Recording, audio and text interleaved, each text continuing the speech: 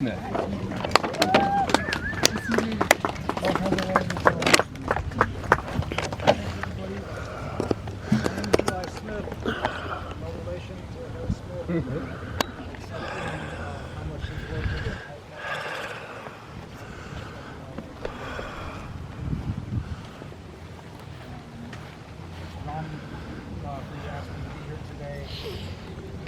Said that I should also mention that I've played in a band for over a decade and was a friend of a musician and musicologist named John Cullen, Harry Smith.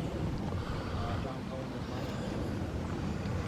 And this is all part of something that continues and goes on.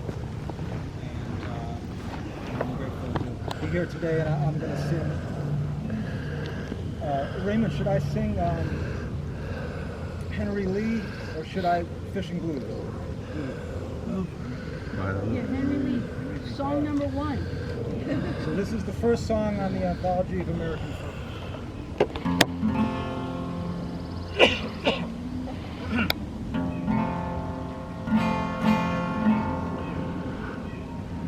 Get down, little Henry Lee, and stay all night with me. The very best lodging I can afford will be there better than me. I can't get down or I won't get down. Stay all night with me. The girl I have in that magazine land, I'm all far better than me. She leaned herself against their fence just for a kiss or two, with a little penknife held in her hand. She'd love him through and through. Come all you ladies in town, a secret barbecue with a diamond ring held in my hand. I never will forsake. Some take him by his lily white hand, some take him by his feet, and throw him in the deep, deep well, more than 100 feet. Why there, loving Henry Lee, till the flesh falls from your bones. The girl you have married, a green man, still waits for your return.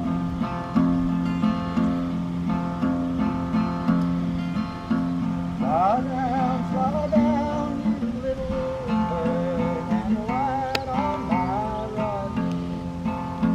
Your cage may be a curious toad in deeds of proverbs. I can't fly down or I won't fly down. Spend all night with me. A girl with never owned true love would kill a little bird like me. If I had my bending bow, my arrow and my string, I'd pierce a dart so nigh your heart, your arm would be in vain. If you had your bending bow, your arrow and your string, I'd fly away to that magazine land and tell what I have seen.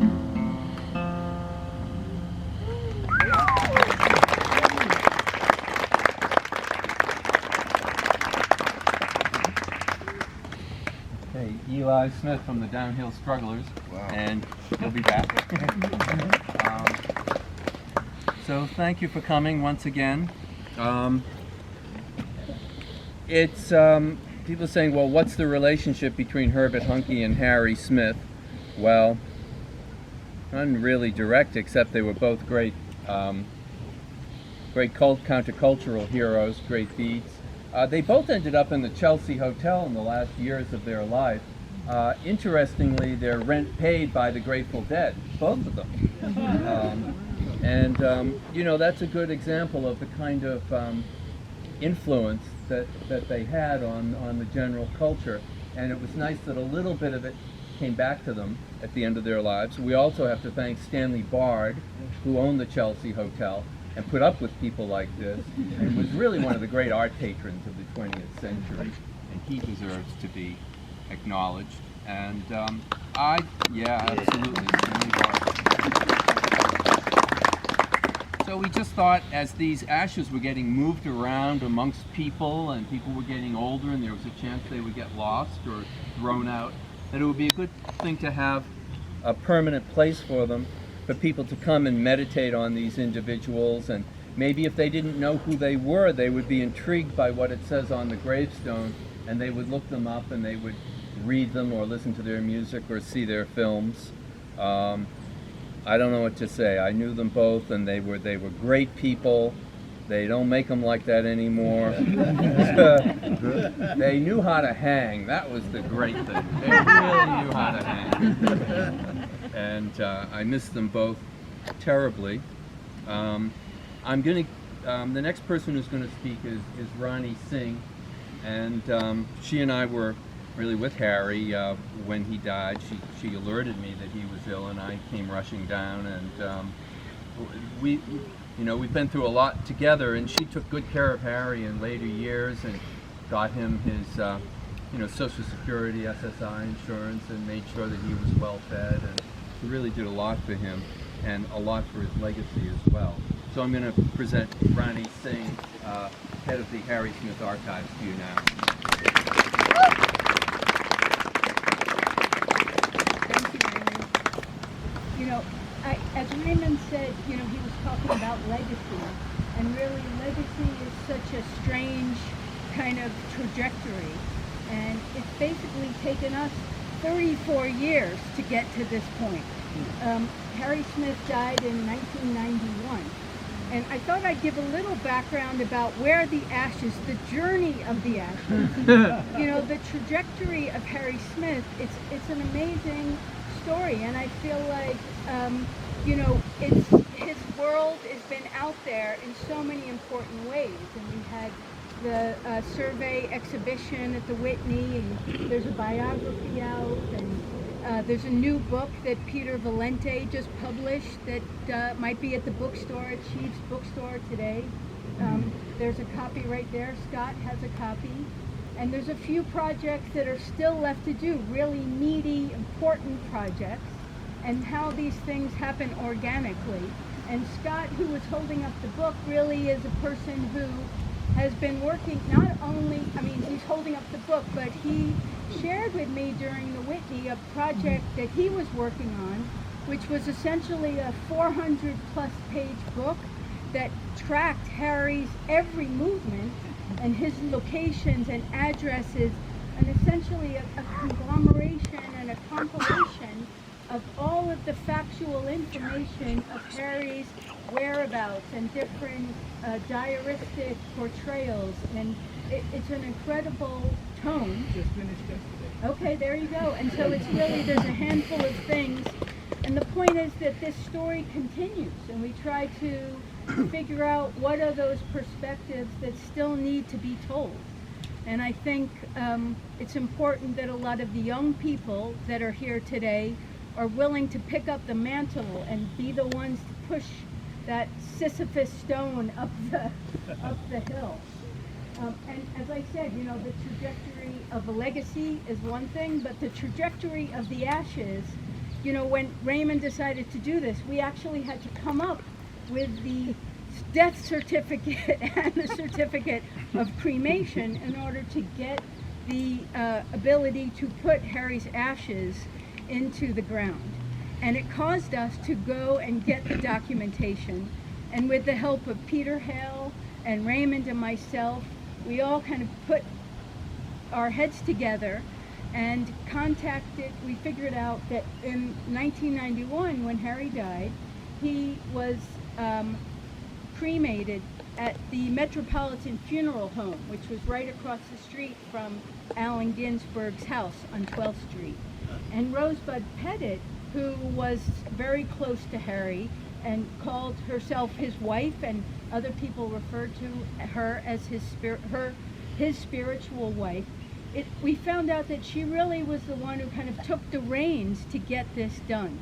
And so on the death certificate, Rose had a ability to fill in some information for the chief medical examiner, and I thought it was very curious, some of the things that she filled in, including the fact that she is the name of the surviving spouse, was Rosebud Marie Filiu, but also there was a point where you check the education of the person the deceased, and your choices are 0 to 11, 12, 13 to 15, 16, or 17 plus.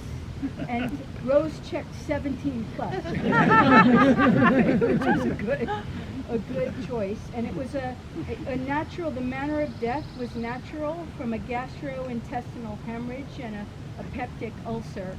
And but it really caused us to kind of figure out the details of that. And so Rose essentially had the ashes, and I remember at a certain point we must have split them, and I took half and she took half. And in early 1992, I brought my ashes to the Lummi Indian Reservation in the Pacific Northwest, which is where Harry had done some of his initial recordings with the Native Americans there. And I remember for me, it was the first time that I was there, and they were doing, there was a ceremony going on, and they had the wooden canoes and the water, and I ended up speaking to some people who had actually known Harry or the next generation, and they knew that he was referred to with a Lummi name called Boy. And so it was really extremely meaningful for me, and I felt like, okay, this is kind of setting them off. But I decided to keep a little container of them, and they have been with me in my moves, and in a beautiful tea canister, which is now in this box. And then Rose had her collection of ashes, which upon her passing, she had willed to Philip Smith. And Philip Smith was, it was and is a bookseller. It was based in the Pacific, in the Bay Area. And he's never met Harry, but he has kind of been obsessed with tracking down information about Harry and really being kind of a Smith scholar of sorts. And his name is also, Philip Smith. So he still has the ashes. And we decided, that it was really beautiful for people to have a place to come to and to be here. So, and I wanted to point out that this beautiful box that will hold the urn and everything was designed by Chris Martin, and it's beautiful in and out. And so I feel like it's a lovely kind of everybody coming together in this way, and I just thank everybody for showing up. And I wanted to see if I had one more thing to say. There's just two quick things. I think when Harry first died, his presence to me was really palpable and very strong. And it's dissipated over the years, but I find his presence is among me and among a lot of my friends, and it really comes through in various ways of seeing the world and experiencing different Hermetic philosophies. And just this morning, I woke up at very, very early, and outside there was a symphony of birds.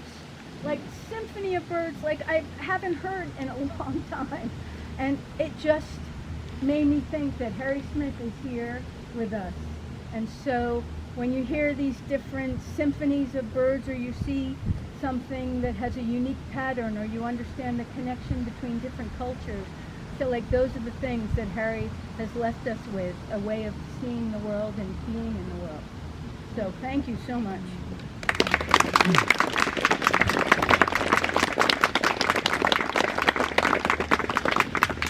Ronnie thanked Peter Hale, who runs the Allen Ginsberg estate, who's been a saint all these many years. Good to have you here, Peter. Chris Martin made this amazing box that we are burying Harry in, both inside and out. I probably shouldn't talk about it too much, or somebody might come back and dig it up. And this box that Herbert is in was painted. Who was the artist, Jerry? That Well, the box is made by Anne Ullmann. She's a Swiss architect, but Helen Oliver Adelson painted the box. Swiss architect, and both of them knew Herbert quite well. Yeah, Helen Oliver. Scott Firo, who Ronnie mentioned, a great friend of Harry's back in the 80s when we would hang out with Harry at the Breslin Hotel. He was always there and very kind to him and keeps the legacy going, so I want to thank him for being here. And Herbert, I saw him a couple of days before he died, and he was in a very philosophical mood, and he was looking out the window and he said to me, "You know, I wish I had some kind of wisdom to impart to you, but I have to say, it doesn't make any more sense to me today than it did on day one."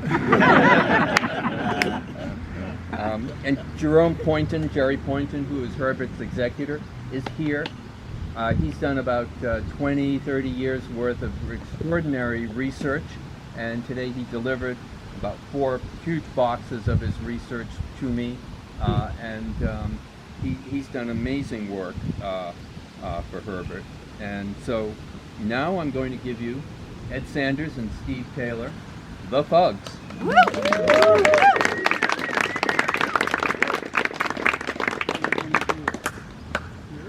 Wherever you face that way. Stay out of the hole. Don't fall. What's yours? Okay.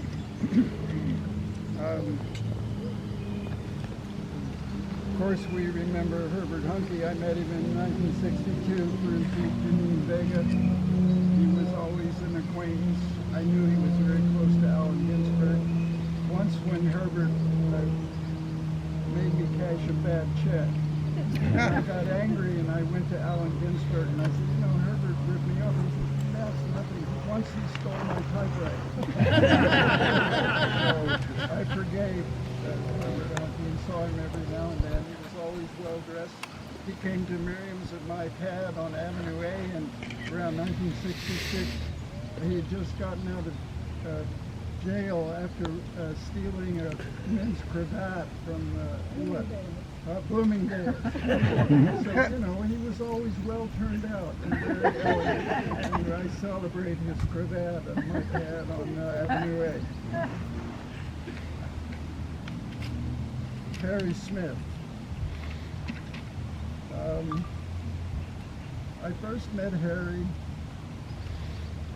in the spring of 1962, and we became friends. I knew him at first as a filmmaker and magician, and only later did I know he was the famous creator of the anthology of American folk music.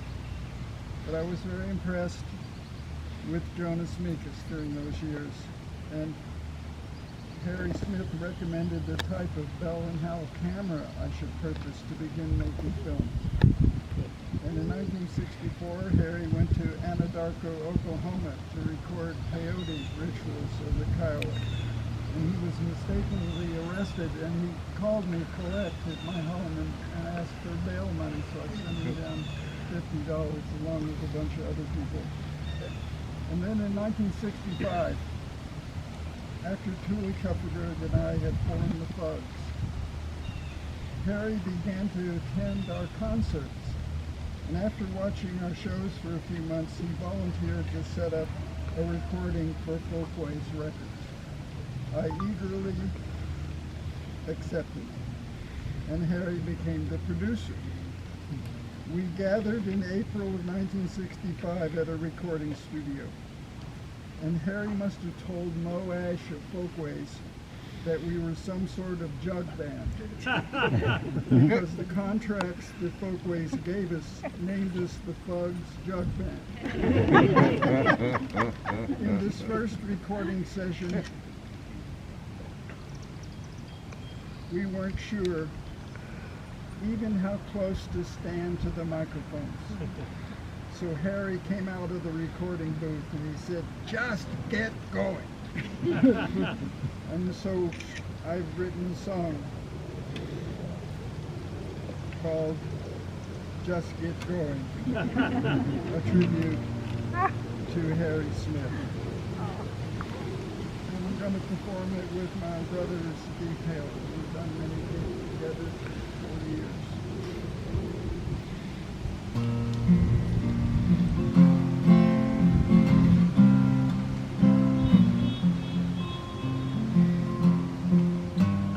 Just get going, just get going, just get going, Harry Smith said. Harry used to come to folk shows all the time. Finally he told me if we wanted to record, he was friends with Mo Ash of Folkways Records. And I said yes, yes, yes, yes, yes, yes, yes, yes, yes to Harry Smith. And in our first Folkways session in April '65, we huddled around the fancy microphones, not really sure on how to begin. Then Harry shouted out from the recording booth, "Just get going, just get going, just get going," Harry Smith said. Yeah, just get going, just get going, just get going, Harry Smith said. So thank you, Harry Smith, for bringing us into the world. Magician Smith, filmmaker Smith, painter Smith, folklore Smith, music maker Smith, and seeker Smith. Oh, it was good advice for the world. Just get going, just get going, just get going, Harry Smith said. Magician Smith, filmmaker Smith, painter Smith, folklore Smith, music maker Smith, and seeker Smith. Oh, it was good advice for the buzz. Just get going, just get going, just get going, Harry Smith said. And good advice for the whole wide world. Just get going, just get going, just get going. Thank you, Harry Smith.